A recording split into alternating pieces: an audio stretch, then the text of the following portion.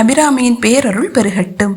தினமொரு அந்தாதி தொடரில் இன்று நாம் 23வது பாடலின் மகிமையை காண்போம். வாழ்க்கையில் கவலைகள் வந்தாலும் மனம் சோர்ந்து போகாமல் எப்போதும் துள்ளலாகவும் உற்சாகமாகவும் பேரின்பத்திலும் இருக்க ஒரு வழி உண்டா? ஆம், இருக்கிறது. அன்னை அபிராமியை தவிர வேறெதையும் நினைக்காத மனமே அந்த மகிழ்ச்சியின் ஊற்று. பட்டரின் இந்த ஆனந்தத்தை நமக்கும் தரவல்ல இந்த பாடலை வாருங்கள் காண்போம்.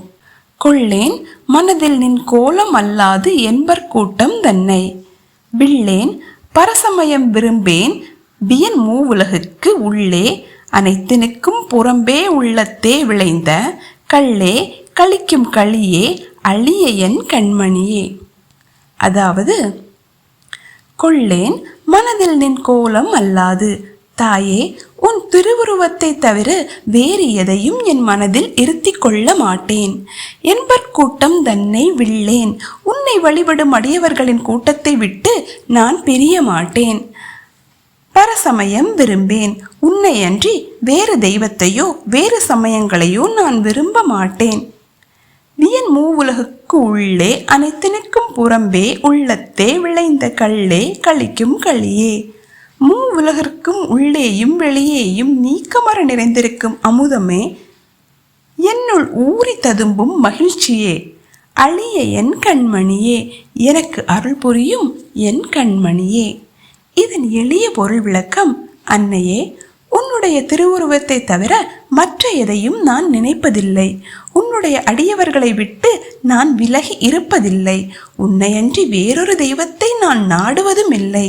எங்கும் நிறைந்திருக்கும் நீ என் மனதிற்குள்ளேயே ஊறிப்போன அமுதமாகவும் மகிழ்ச்சியாகவும் இருக்கிறாய். நீயே என் கண்மணி தாயே.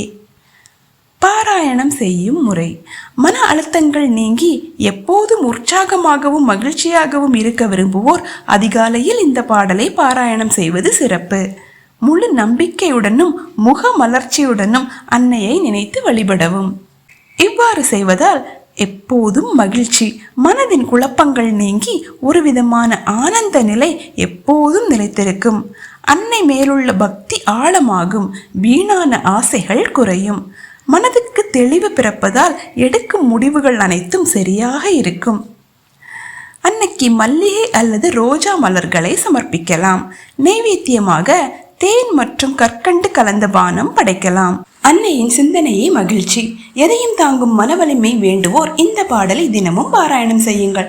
இந்த தகவல் உங்களுக்கு பயனுள்ளதாக இருந்தால் வீடியோவை லைக் செய்யுங்கள். நாளை 24வது பாடலோடு உங்களை சந்திக்கிறேன். நன்றி, வணக்கம். ஓம் அபிராமி சமேத அமிர்தகடேஸ்வராய நமக.